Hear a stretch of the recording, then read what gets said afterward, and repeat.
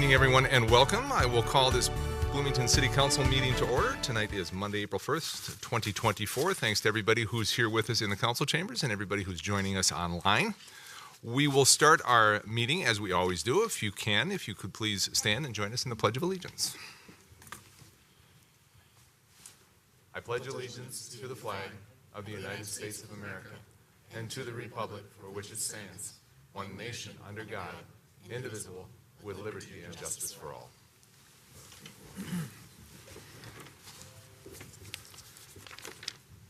Thank you all, and once again, welcome to everyone. Our first order of business tonight is to adopt our agenda, and our agenda this evening, Council, includes 3 items under our introductory items. First two are actually proclamations. We'll have a proclamation for Public Health Week and a proclamation for Education and Sharing Day. And our third item there is an appointment for our local board of review. That is item 2.3. Our consent business is 6 items long, and I think Councilmember Nelson has our consent agenda this evening, so we've got 6 items on the consent business. Under hearings and resolutions, we have 1 resolution. It's regarding a grant agreement with Hennepin County for our Healthy Trees Canopy grant for cities. Under item 5, our organizational business, we're going to have a discussion regarding our federal funding requests and the priorities that we'd like to put on those different requests. And we will end our meeting, as we always do, with City Council updates and, what am I saying here? Issues and updates. Thank you very much. I saw it wasn't on the agenda, but we always do. We'll end with it, and so we'll throw that on there. And I believe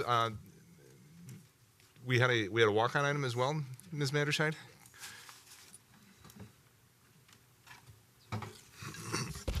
Yeah, Mayor, members, thank you. We have a walk-on item. Sorry about that, late notice. We've been working with a landowner in the city of Bloomington on a property registration process using the Torrens process that we have to register land in the state of Minnesota. And we found out about a hearing scheduled for later this week, over the weekend, and so we need your all's authority to have the mayor execute those documents. So. Very good. And so that will be on... That will be an item on our consent agenda, so just to be clear on that. So, Council, any additions or corrections to this evening's agenda other than what we have noted here? Councilmember Nelson? Yeah. Thanks, Mayor. Just a clarification. Will that be item 3.8 on consent? Or? It should be 3.7, I believe. Okay, the assent. Okay, great. Thank you. Just want to clarify. Very good. Any other questions? Hearing none, Council, I would move approval of the agenda as stated this evening. Second. Motion and a second by Councilmember Lohman to approve tonight's agenda. No further council discussion on this. All those in favor, please signify by saying aye. Aye. Opposed? Motion carries 7-0, and we have an agenda. Thank you much for that. And our first items of the evening are a couple of proclamations, and I'm going to go down to the podium.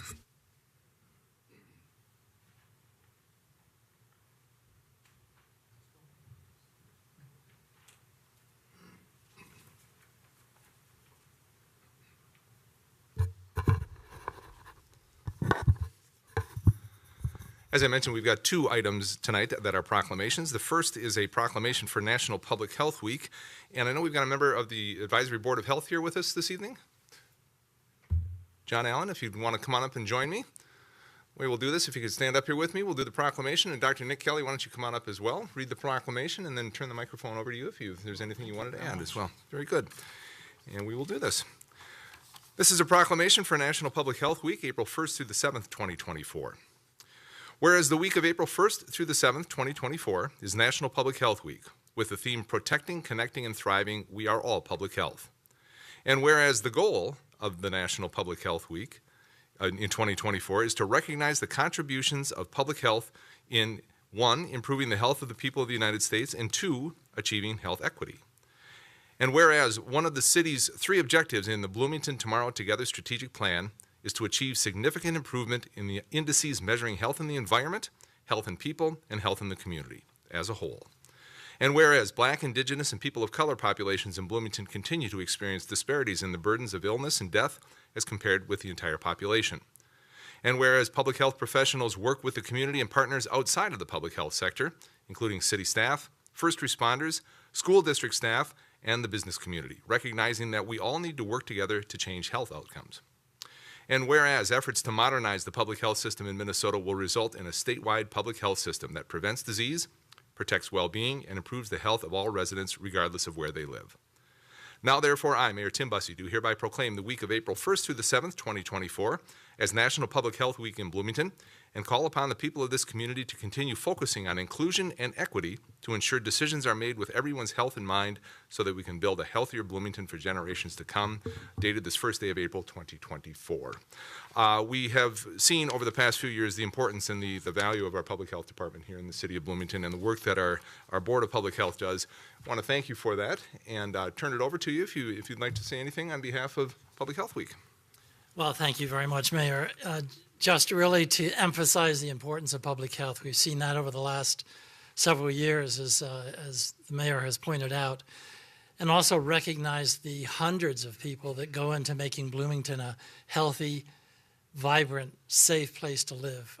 All of the people that are involved as staff in the Department of Public Health, all of the first responders, all of the healthcare providers in the city of Bloomington, and I appreciate this proclamation and the recognition it brings. Absolutely. Thank you so very much. And why don't we give you this and we'll... Hold on. Oh, somebody's got to take a picture. Oh, yes. If we're up here, we got to take a picture, right? Absolutely. Get in here, Nick. Tower overs.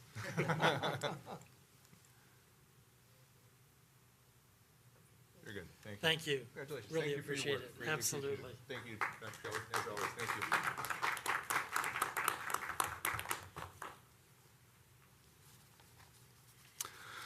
For our second proclamation today, this is regarding Education and Sharing Day. We have some special guests here I'm going to ask to join me as well. We've got Rabbi Yossi Bendet from the Shabbat of Bloomington and kids from the Shabbat as well. Come on up, everybody. And we will do the same. I'll read the proclamation and then turn the microphone over to every one of you who would like to speak or not. We'll see about that, okay? Very good. Thank you for being here. This is for Education and Sharing Day, April 19th, 2024.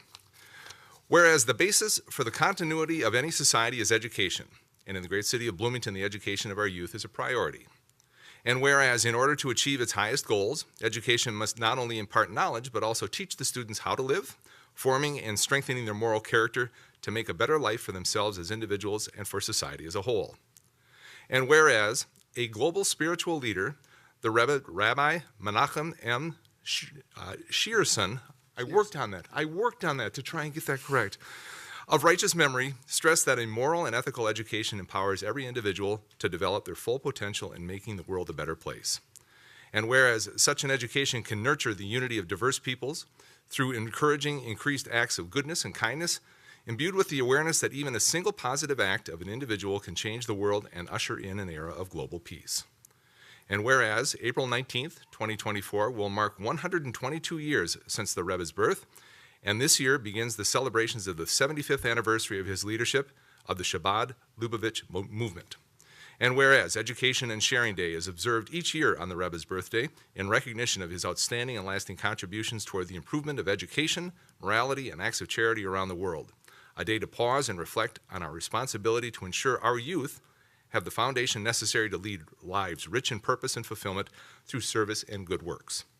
Now, therefore, I, Mayor Tim Bussey, do hereby proclaim Friday, April 19th, 2024, to be Education and Sharing Day in the city of Bloomington, and call upon everyone to work together to create a better, brighter, and more promising future for all, dated this first day of April, 2024. Thank you so very much for bringing this forward, and thank you for being here with us today. I know we've done this in the past. I'm not sure how many years, Couple years. Well, very happy to have you. Happy to have everyone, all the four of you with us as well. I'm going to turn the microphone over to you. Sure. Should we get a picture or after? We'll do that afterward. Why don't you go Okay, ahead. just a few words here. Nothing too long. Thank you, Mr. Mayor, and all the members of the City Council for the tremendous honor.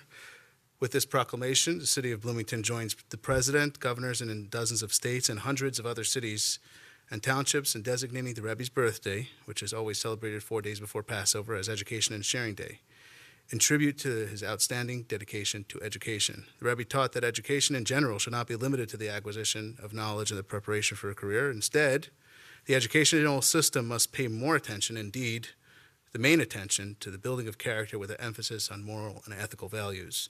The Rabbi emphasized that every individual, and in fact every individual action, has an impact on the entire universe and instills the hope for a brighter future into the lives of countless people across the globe. In 1978, and since then, the U.S. Congress has designated Education and Sharing Day on the Rebbe's birthday as a time to pause and recognize our responsibility to ensure that our young people have the foundations necessary to lead lives rich in purpose and fulfillment. Education and Sharing Day is about creating conversations. It's about the conversations we have with our children at the dinner table and conversations we have with the students in the classrooms and conversations we have day in and day out that can have an impact on the hearts and minds of our young ones.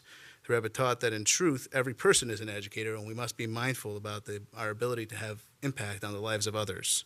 People are more influenced by the things they do than the knowledge they are taught. Therefore, beyond the conversations, it is important to promote ideas through action.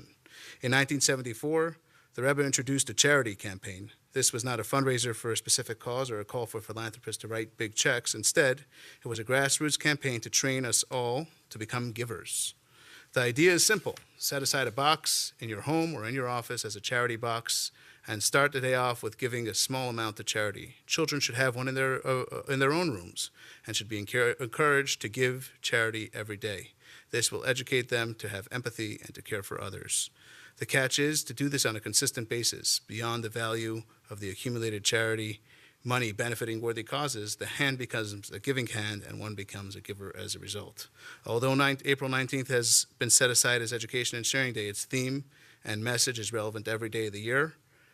Even today, let us reflect on our collective obligation and opportunity to enhance the true education of our children, to serve as the proper role models, and to take concrete action to bring more goodness and kindness into our world. May God bless your efforts to make a brighter future for everyone in our city and beyond, and may the merit of your crucial work welcome God's blessing into your personal lives as well for good health, success, and happiness. Very good. Thank you. Thank you so much. We're going to take a picture. Yeah, let's get Safa, if we can get another picture.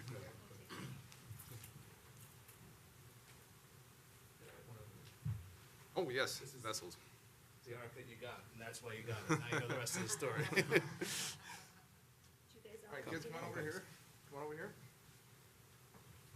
We'll get a picture here. There you go. Ready? 1, 2, 3. Go. Thank you. Very good. Thank you so very much. Thanks for being here tonight. Thank you. Thanks for being here. Thank you all.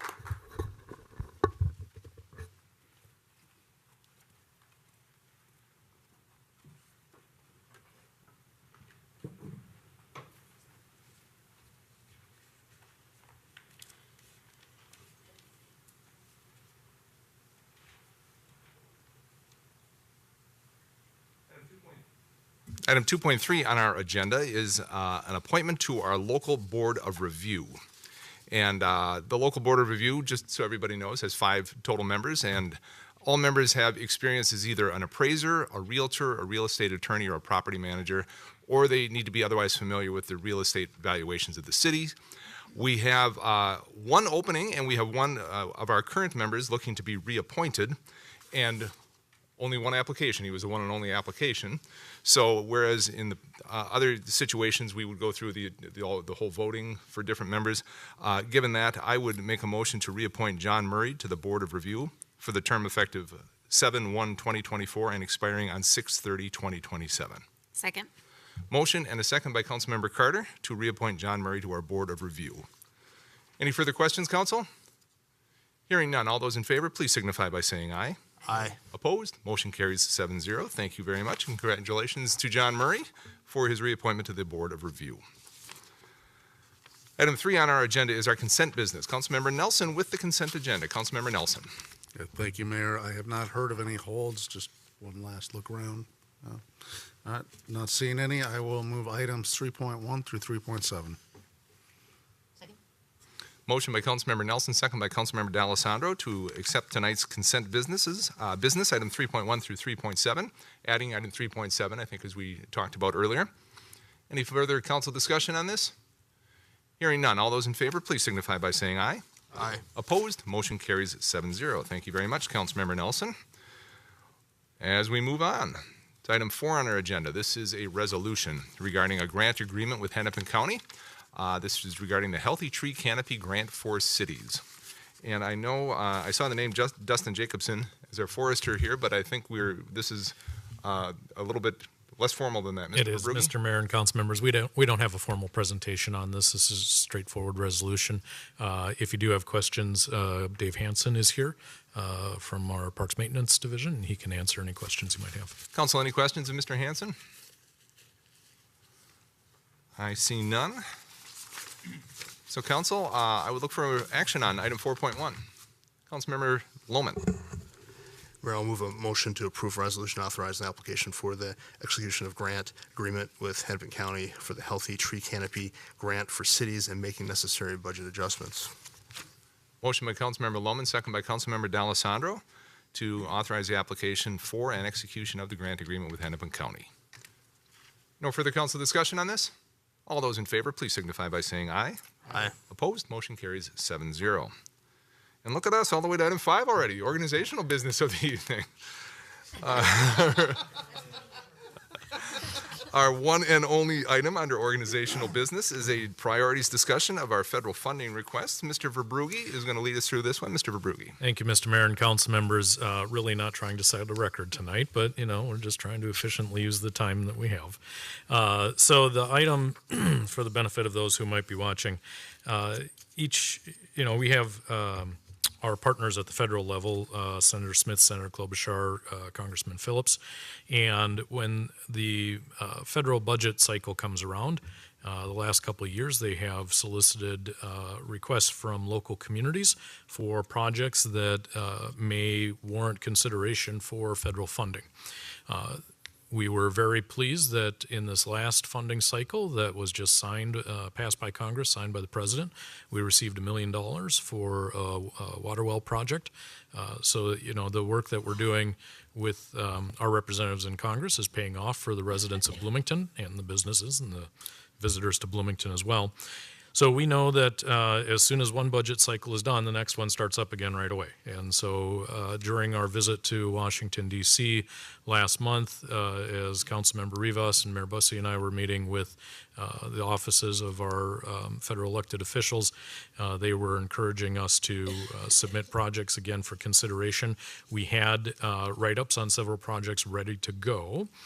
They asked us to prioritize those, and because council had not had a chance to actually had a conversation about those, we wanted to come back and just get your input on it. So a couple of the factors for why we put forward the 4 projects that are in front of you, they are in the CIP, and they are consistent with what we understand to be the priorities for local projects that get considered by Congress.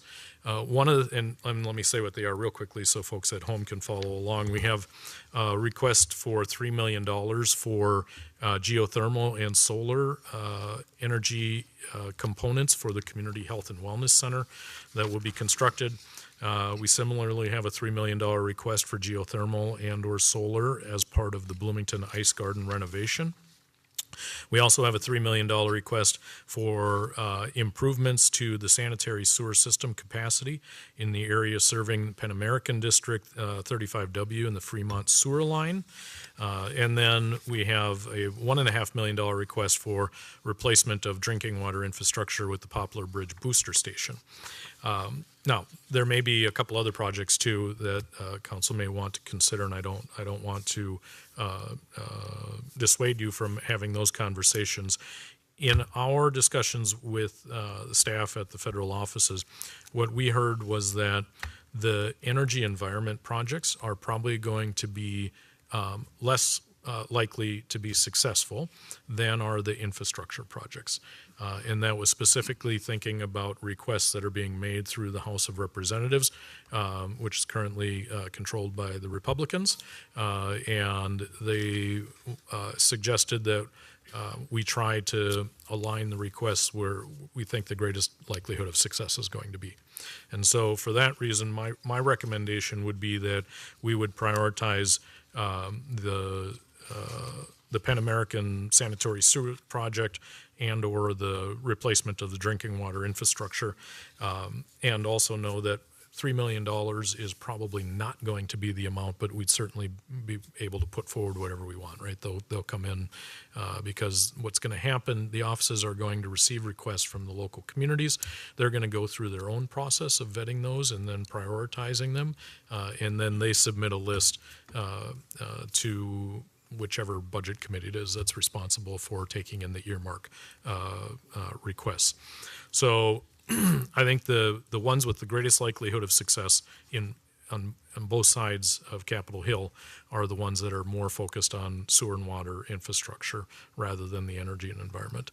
And we are currently at staff looking at other ways that we could potentially include energy environment projects as part of the Community Health and Wellness Center and the Bloomington Ice Garden project. And we'll probably have more conversation with the council about that, but would certainly appreciate the input from council or any thoughts that you might have. And maybe, Mr. Mayor, if you or Councilmember Rivas have any additional comments based on what we heard in those meetings. I think you summarized it well. I think they gave, it was a pretty frank discussion about what had the best chance of success.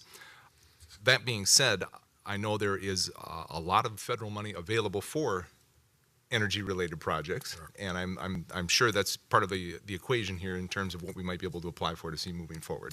Yeah, Mr. Mayor and council members, part of that conversation is that there already is a lot of money in the system, especially for energy and environment projects.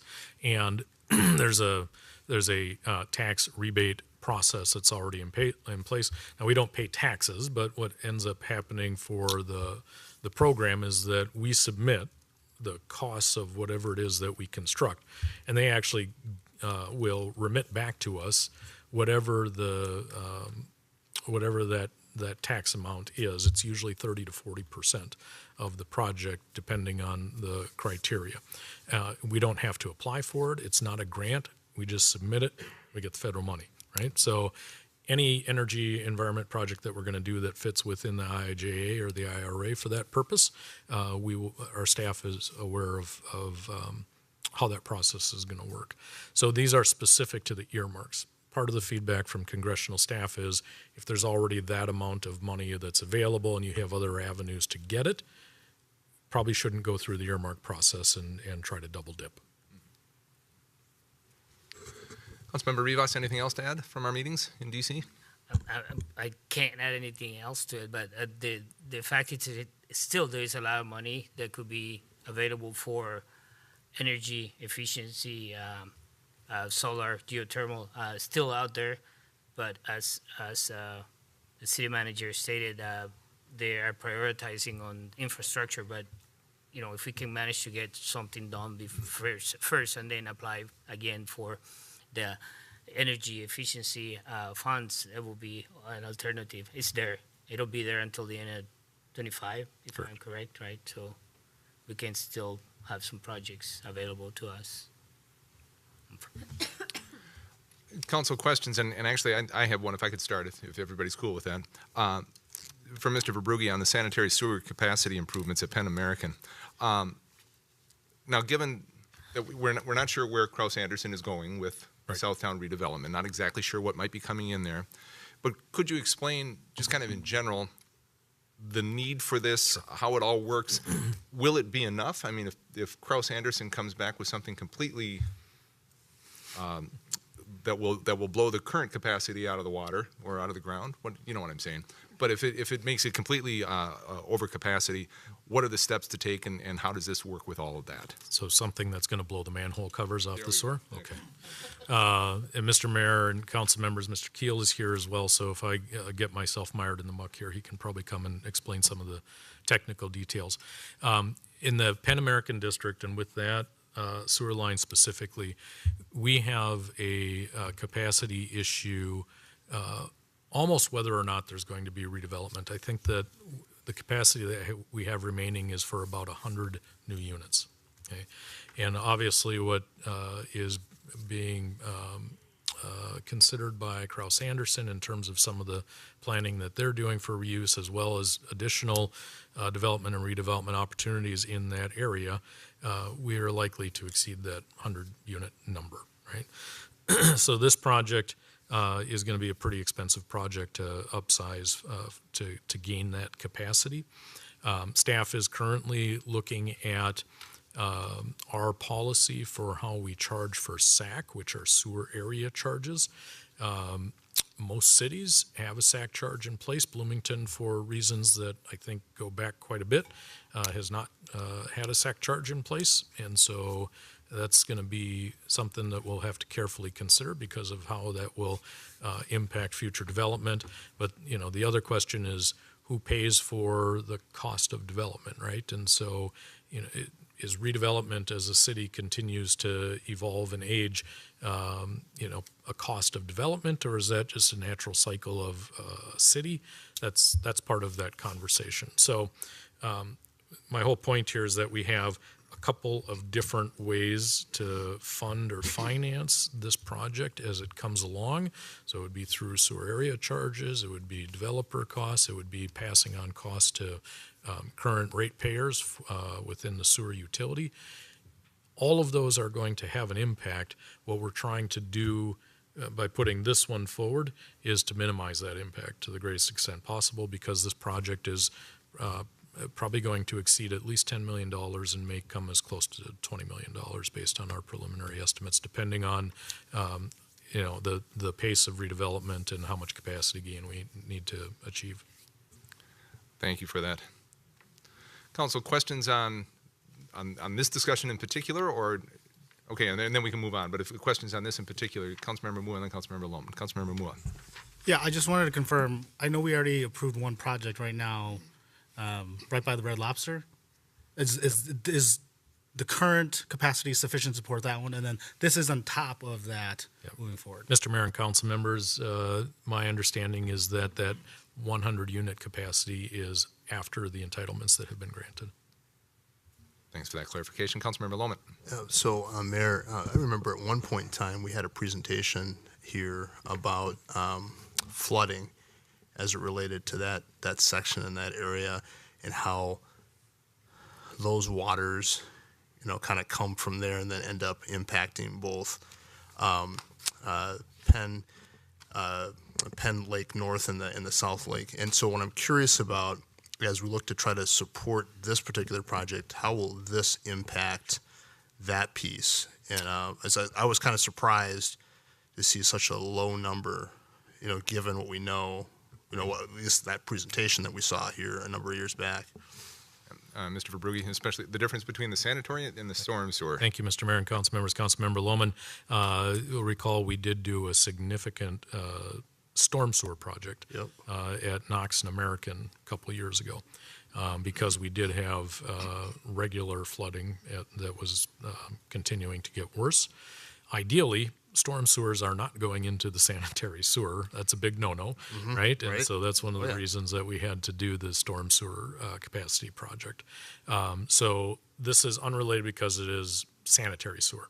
I think that we have the storm sewer issues mostly managed in that area. I mean, if there's a 500-year event, it's probably still going to flood just because. So this won't have any impact at all to that, any of that work that we've done there, won't be undoing any of that or impacting any of that in any shape or form. This is specific to the sanitary sewer. Just wanted to just be sure.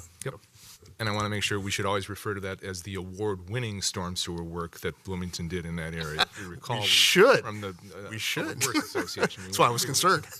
Any additional questions on this, or ready to expand the conversation? Councilmember D'Alessandro. Thank you, Mr. Mayor. So if I can sum up what I understand about this particular project, you know, you think about the fact that our friends at Krause Anderson are tearing down the Toys R Us and everything like that.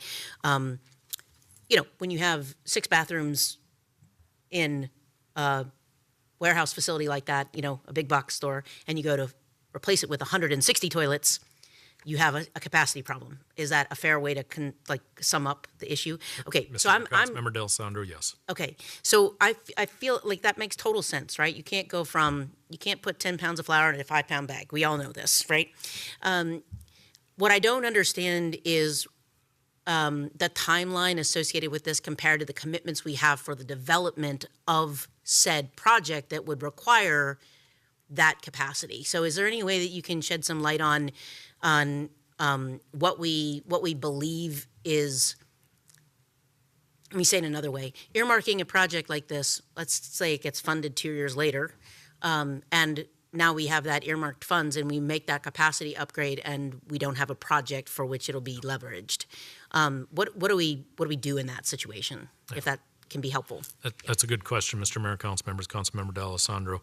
I think the anticipation is we're going to have to do a project because we know that there's going to be development in the future no matter what, right? And so part of what the exercise is right now with planning and with the engineering team is figuring out some of the financing mechanisms to accomplish that. If you were to say, we just want to do it all through SAC charges and it's all going to be costs that are passed on to the developer, that's not likely to result in development that's going to happen except on a very small scale. So in any event here, we're talking about some sort of shared cost approach on this in the future. And then we can take a look at, based on those assumptions, the timing of when we would do this project. But I think that, we're of the opinion that we need to get moving with this project sooner rather than later, and then figure out the financing associated with it. So if we were to get federal dollars for this project, it would certainly have a stimulative effect on getting the project done. Right. Okay. So quick clarification, you mentioned that this is already in the CIP. Was it coming? I apologize, I don't have it in front of me. Was it coming in the next 3-5 years anyway? I know. I actually does have it in front of him. I actually took mine out of my bag and I regretted it today. Mr. Mayor and council members, just trying to flip through here real quickly. We have a $9 million figure in 2026, followed by another $6 million in 2030. Okay. Thanks. I think that's everything I had. Very good. Appreciate it. Thank you. Councilmember Mua. Thank you. Is there an expiration timeline for these funds? Like, if we get these funds, is there an expiration timeline we have to use these, or can we hold on to them? Mr. Brugge. Mr. Mayor, council members, Councilmember Mua, there typically is a duration or an expiration date. It's usually a couple years. And so I don't know if it varies from earmark process to earmark process or project to project, but there generally is a couple years lag time. They like to have projects that are shovel ready, as it were, but that was much more of an important consideration back during the pandemic or 12 years ago when we had the recession back then, where they were really emphasizing the shovel ready as a stimulate to the economy. But at this point, these are looked at more as just local projects that they're helping to fund, and so I think they're a little bit of a longer time frame. Councilmember Lohman. So I was just going to mention the conversation that we had at the Sustainability Commission. I won't go into all the details of it, but we were under the impression that it was actually the reverse. It was easier to obtain dollars for the items 3 and 4, and much more complicated to be able to get those first 2 items. And so that was our understanding when we made those recommendations with regards to those 2 projects. And so, given the way that letter is written, I wanted to just be sure that folks on this body understood, how we understood that recommendation as we were moving it forward. And there were certainly those folks who were interested in the sanitary sewer and the other items, but we had thought that those would be easier items to get money for. Is that, how I've characterized it now? Is that how we should be looking at that? Or? And Mr. Mayor, council members, Councilmember Lohman, and for the benefit of folks who are watching, the Sustainability Commission did provide a memo to council that supported 3 of these 4 projects, the 2 energy projects at Community Health and Wellness Center and Bloomington Ice Garden, along with the Penn American sanitary sewer capacity increase, all of which they believe would contribute to our climate goals. And I think the answer is that it will be more difficult to get funding for the infrastructure projects because the energy environment projects already have a tax rebate process in the IIJA money. Yeah, that just was not our understanding when it was presented to us. One more related question on this. I know that with the 494 project, there was talk of expanding the sewer capacity under 494 as well.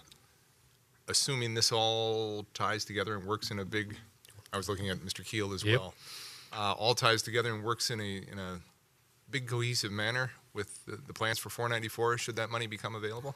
Mayor and Council, the plans for 494 do not include any sanitary sewer upgrade projects. Was there a discussion of this? Am I We remembering? had a discussion early. We were trying to look at other ways that we might be able to accomplish more capacity at a lower cost. And one thought was, well, if we pushed it up to an interceptor that's in Ridgefield across the freeway, that would be less expensive than what we're proposing. As we worked through the process with Met Council, they said that they do not have capacity. The capacity that's already in that line is reserved for other projects. So that was not a real project. Thank you. Thanks for clarifying that for me. I appreciate that. Council, any other comments or questions either on this or on all four of the projects and what the prioritization might be? Councilmember D'Alessandro? Thank you, Mr. Mayor. I did have a question about the drinking water infrastructure project. From what I understood on the tip sheet, it's mostly just about replacement and improvements there because of age. Do I have that correct? Yes. Okay. Is there anything new in that, either related to some of the conversations, in the ether about PFAS or any of that kind of stuff that is incorporated into this project, or is this truly just a lift and shift to kind of get us into modern infrastructure? Yeah, Mr. Mayor and council members, this is a reinvestment project, so it doesn't relate to any of the other issues that we've discussed with the water system. Yeah. Thanks. Thank you. Council, additional questions? Councilmember Mua? Thank you, Mayor. So along with the water infrastructure project, do we have a estimated life expectancy remaining on that, or is this something that needs more urgency behind it? Mr. Mayor, I'm going to invite Mr. Keel back up just about estimated life.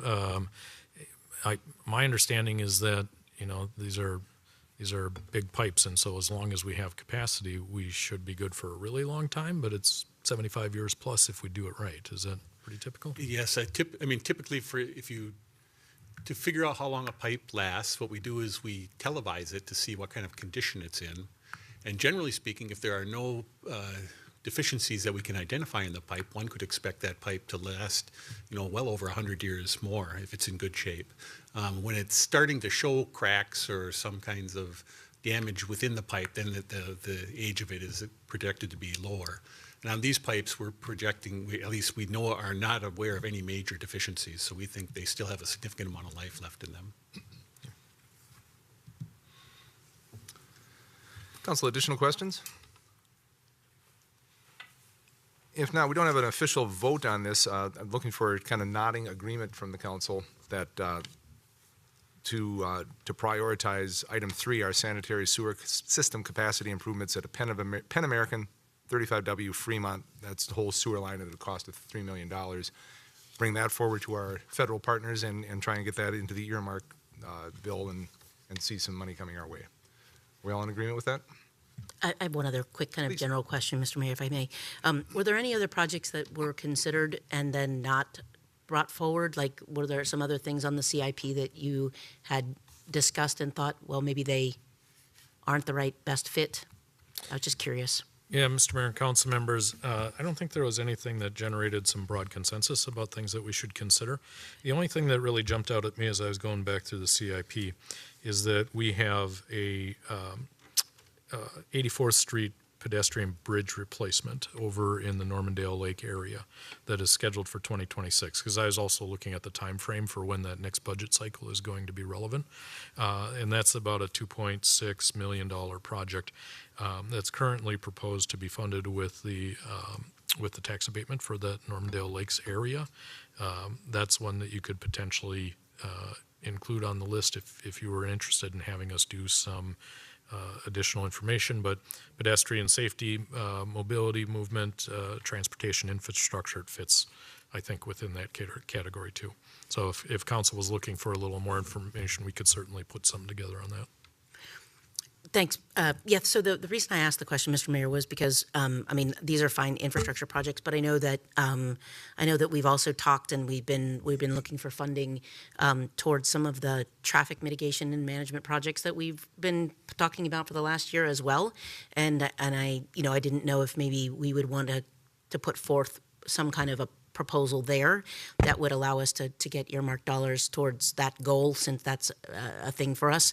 I'm thinking in specific about some of the school safety stuff that we've been talking about. If we're going to do school zones at 84th around Poplar Bridge and school zones at 102nd around Olson and other things like that, would we want to consider those? That was the one thing that was on the top of my mind that thought might dovetail together nicely in that same, sounds like the same money bucket size. And a good suggestion. Mr. Verbrugge?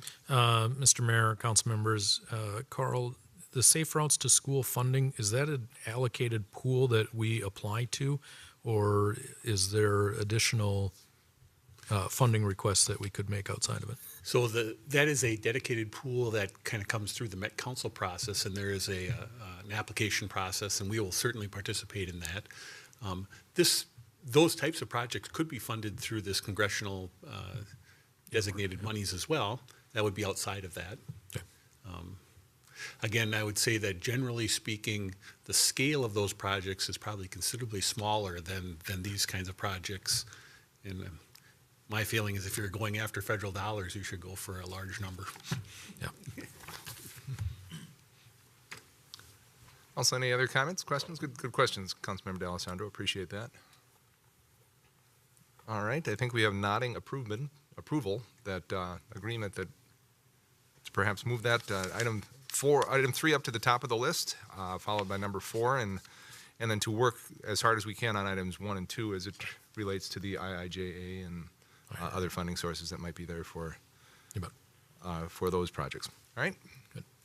All right, we will, in the process, Mr. Mayor and council members, is we will share the information with our federal lobbyist, and they will communicate that to the offices as they start to prepare for requests. Very good. Okay. Item 5.2 on our agenda, Council, is our council policy and issue update. Starting off with our council listening session this evening, we had 3 speakers this evening. Ms. Sally Ness spoke about handicap parking at Dar Al Farouk, and we were able to assure her that the police chief, Booker Hodges, and the state ADA folks and the folks at Dar Al Farouk have scheduled a meeting, or will be scheduling a meeting, to try and work towards agreement and compliance in terms of the issues that Ms. Ness has brought forward a number of times in the past. And so I will turn it over to the chief and to our state partners with ADA and to our friends over at Dar Al Farouk to come to an agreement and a resolution there. We heard from Michelle Lloyd from the group Restore the 9, and did a very nice job kind of introducing the group and explaining what their goals were, who they were, what they were hoping to accomplish. She's a resident here of Bloomington, lives right on the right along the creek, and so had some good insight. And I agree with Councilmember D'Alessandro that your comments that that it was a good kind of reset, and I wish they would have started with that presentation when they first started coming to the listening sessions, because it would have been a good starting point for all of us to begin from. And so it felt, as I said, like a good reset, and I'm hoping we can move forward with them now and work a bit more productively with Restore the 9. And we heard also from Mr. Bill Curran, who lives over on the east side, and was concerned. He had lights that were too bright. He was asked to dim the lights a bit from 10,000 lumens to 3,000, and he did that, and now continues to have issues, whether it's with the angle of the lights or the intensity or different things. And he had some concerns with the feedback and the response that he was getting from staff. Mr. Verbrugge was taking notes as furiously as possible during that, and I think we're going to follow up with Mr. Curran regarding the folks who would be following up with that and try to work to resolution on the issues that Mr. Curran brought up. Did I summarize that correctly, I think? I believe so. Very good. Mm-hmm. And I have nothing else to add. Mr. Verbrugge, anything to add on the policy and issue updates? Yeah, Mr. Mayor and council members, I just want to touch base on the legislation that's been pretty prominent recently on housing issues. There's been an active push by number of legislators who are trying to advance some bills to encourage what they call missing middle housing in the region and state. Much of that has been opposed by city interests. I'm not saying Bloomington, I'm just saying city interests, right? So the organizations that we are members of, the League of Minnesota Cities, Metro Cities, Municipal Legislative Commission, are all on record opposing those bills, largely due to the amount of preemption of local control that occurs in those various proposals. The most recent update that we've received, and the mayor can help me with some of this because he was in one of the more recent meetings, is that Representative Kraft is not going to be moving his missing middle bill this session. The legislators are taking time to consider the concerns that cities have expressed. He is apparently still interested in pursuing authorizing ADUs and requiring that ADUs be allowed almost without question. There's a proviso that as long as the city's infrastructure can accommodate it. Okay? And then Representative Kozlowski is indicating that she is interested in pushing forward with her multifamily housing bill. That's HF 4010. And that one specifically would allow for multifamily housing in basically any commercial zoned district, with the exception of industrial properties. So those city interest groups, especially the Municipal Legislative Commission, have been working closely with legislators to try and make sure they understand the concerns that cities have. As I have shared with them, we have not been terribly engaged or actively engaged in this conversation because frankly, the proposals put us in a little bit of a quandary in that I think that the intent of the proposals is consistent with what this council has identified as its desires to see additional housing opportunities within communities. At the same time, it's been longstanding policy for us that incursions on local control and preemption are generally bad, right? And so we have not engaged much. The mayor was involved in a more recent meeting with mayors and legislators, and maybe I'll hand it over to you at this point. Thank you, Mr. Verbrugge. And actually what you described there and what was described in the memo that you just received is what we heard from Representatives Kraft and Kozlowski. I think there is the understanding that something needs to be done, but the something is the question. Because there's a housing need across the state of Minnesota, without question. There's a need for more housing across the state of Minnesota. And thinking of the different ways to address it is the million-dollar question for all of this, whether it's to remove all zoning, whether it's to permit residential in business districts, whether it's a variety of different things. In our meeting, I offered up Bloomington's Opportunity Housing Ordinance and was happy to share it with anyone who wanted to use it, because I think we've proven more than anything that it's an effective tool. That and our Affordable Housing Trust Fund are a model that can show how it can be done. So I brought that forward, and two pieces on that. So Representative Kraft, of course, is a former St. Louis Park City Council member. He's aware of it. And it was nice to hear from Representative Kozlowski when I brought up what Bloomington was doing. They used to work for the city of Duluth, and they said, oh yeah, we always used to watch what Bloomington was doing. So, which kind of made me happy, because I think we are doing a lot of things right, and we're leading in a number of different ways, and this is one of those ways. And I agree. I think our biggest issue with all of this is the notion of local control, that the more the state tries to get involved with the things that each city is trying to do does not make sense. I think there was just a letter to the editor today, I think in the Star Tribune, from a greater Minnesota city basically saying don't impose statewide issues that are, or remedies basically that are directed toward the metropolitan area cities, which makes perfect sense because their issues in greater Minnesota are entirely different they still have housing issues, but they're entirely different than what we're facing here in the metropolitan area. So it's we saw a lot of this kind of start to bubble up last year.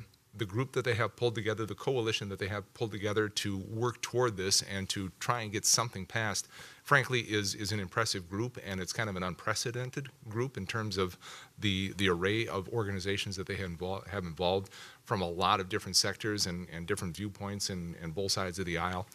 So I think the general thought is that something is going to get done. The work now is to make sure that we either have the loudest voice possible in it, that cities who are obviously affected can influence the legislation as much as possible, or to make sure that we acknowledge, to state that cities acknowledge that there are issues there. We want to continue this conversation, but we want to be careful what is passed now. Perhaps Representative Kraft and his notion of a cooling off, maybe a year to discuss this, might make a bit more sense and to really figure out what to do. Because there are more than a handful of examples from things that were passed last legislative session that need cleanup now, and so there's no sense in getting into that when it comes to housing. So Mr. Verbrugge is right. We haven't taken any real action. We haven't really kind of talked about it among this group because I think it's consistent with what we're trying to accomplish as a group up to the point of taking away local control, and then it becomes a stickier issue. So We have, if I may, Mr. Mayor, please. in those more recent conversations as they're trying to figure out what is a compromise. Because Representative Cleavorn chairs one of the committees that's critical to whether these bills keep moving or not. She has indicated that she believes that something should happen and is really encouraging the sides to try and find where that middle ground is. The biggest concern that I've had, certainly the biggest concern for the cities, is on anything that preempts local comprehensive plans or things like that. And so in our conversation, we've suggested that maybe something that smells more like a mandate than a preemption may be the way to get a compromise. And mandates aren't great either, but they're better than preemption. And so what does that mean when I say preemption? So saying that, for example, multifamily can go in any commercial district. Well, we want to see housing opportunity here.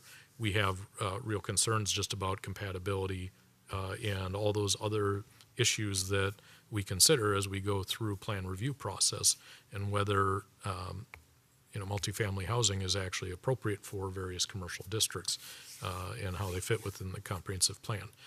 But if they were to mandate, say, that cities have to adopt a housing ordinance similar to what Bloomington has already done, that gives at least the local communities a little bit more control about what it looks like, as long as they're still following the state and delivering on the expectation that they are providing more opportunity. So I think there probably is a compromise there somewhere, and we'll see how it plays out. And happy to answer any questions that council members have. Councilmember D'Alessandro. Thank you, Mr. Mayor. So in the discussions with Representative Kozlowski, is that right? Yes, I never get their name right. I apologize. And I'm like from Pennsylvania. I know so many people that are Polish in heritage, and I should be ashamed. The reasons given for why they think that there needs to be state law in the first place are what? Like fundamentally, because there's a part of me that thinks that they are, and I say they for Representative Kozlowski, but also for they grouping wise, right? So the legislation, the intent is there, but it feels so broad spectrum. It feels very much like a very, very broad brush painted, and they're not setting guidelines that then through non-compliance need reinforcement, right? And so I just am kind of curious as to the reasoning behind the tack that they are taking in these legislation at the moment, and where's that coming from? Especially since they both Representative Kraft and Kozlowski are former city people, and so know that local control is an important function of functioning government at this level, right? So is this a function of just throwing something at a wall to see if it sticks, for lack of a better way to put it, or is there a body of evidence that says, like, you know, leaving it up to folks by themselves and just giving more, you know, guidelines or whatever isn't helpful? Because I would argue that leaving it up to us has proved to be very useful. And I'm just kind of curious if you can, because I've not had the conversation, so I'm just, where did the intent come from in the beginning, I guess? And I don't mean to be boxing you into a corner, but I'm just kind of curious always about people's initial motives. Sure. Mr. Mayor, council members, Councilmember D'Alessandro, my understanding of some of the impetus and the motivation behind these bills is frustration with communities that advocates say have on paper the opportunity for housing development or affordable housing or multifamily, whatever it is, and then when given the opportunity, we'll find some reason to reject it, whether it is community opposition or something that they don't like with the plans.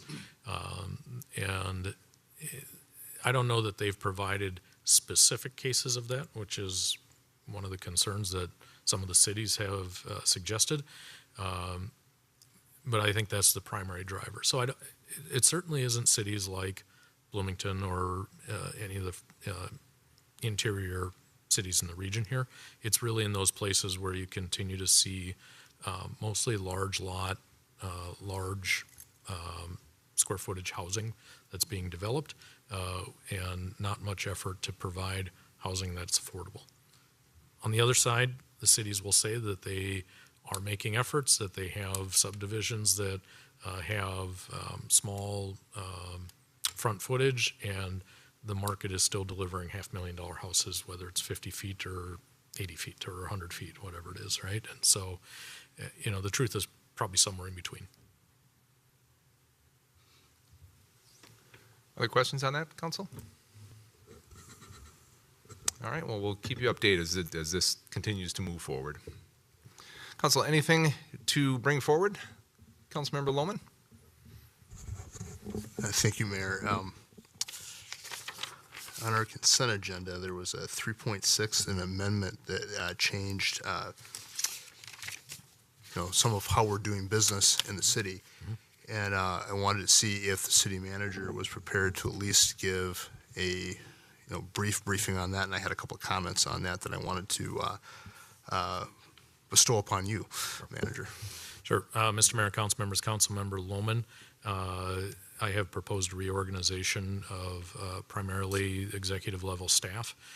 Currently, the city manager has an assistant city manager, and for various reasons that has been shared with the council and shared with the staff, am restructuring to create two deputy city managers. One of the things I want to clarify is that the action that you had within the compensation plan tonight says assistant city manager. Okay? The reason that it isn't deputy, as I've shared, is that within our charter, it specifically mentions assistant city manager. And so at the annual meeting coming up with the Charter Commission, we'll be putting forward for their consideration just an amendment. We've done that with other positions in the past, simply because the deputy city manager, I think, more accurately describes the level of authority and responsibility within the new structure. So the result of what has been proposed is the addition of an assistant, so there'll be two assistants or deputies, however you want to call them, and also proposing to add a new position that will be a strategy, innovation, and performance coordinator, which we'll be bringing back to the council for approval once we have that described, trying to do the reorganization within the existing headcount within the existing budget. And so in order to accommodate that, two director level positions are being eliminated, and those individuals have been notified, as have the staff who are going to see the reporting structure change within the organization, and we'll be implementing over the next couple of months to do that. Thank you, Manager and Mayor, for that synopsis, and I do think it's important that the general public understand that. And I know that as we move towards our mission statement of cultivating an enduring and remarkable community where people want to be, one of the things that we talked about when we were a part of that was some of that realignment that would need to happen and those things we wanted to see with changes. And one of the things that we mentioned during that process is allowing past practices not to interfere with the consideration of new ideas. And even with that being said, I know we want to try to create a community where folks are welcome. And I think that also should apply to our staff. I know that in the private sector, these things happen, on a more common basis. And one of the things that, when those folks that are working for our city who make a lot less money and take on that in terms of being committed to our community, and I know it's difficult and we must make difficult decisions, I think we just need to keep that in mind as we kind of move forward and when we do those things. And I know there's no best time or great time to end a relationship, but I just wanted to be sure that, as we continue to position ourselves with our new mission statement, that also applies to our staff. And I know you believe in that. I'm certainly not trying to say that one way or the other. And I know we need to try to move in a different direction in order to continue to move this big ship called Bloomington forward. But I also just want to be sure that Bloomington continues to keep our reputation for being a place that people want to work and feel that they'll be here for a long period of time. But again, thank you, Manager, for managing through this and bringing this new mission statement forward, and again, sticking within the confines of that. Thank you, Councilmember Lohman. Council, additional items to bring forward? Hearing none, we have completed our agenda, and I would look for a motion to adjourn. So moved. Motion by Councilmember D'Alessandro, second by Councilmember Carter to adjourn. No further council discussion on this. All those in favor, please signify by saying aye. Aye. Opposed, motion carries 7-0. Thanks much for the discussion tonight, council. Staff, thank you, and thank you for everybody who has joined us this evening, either online or in person. Thanks.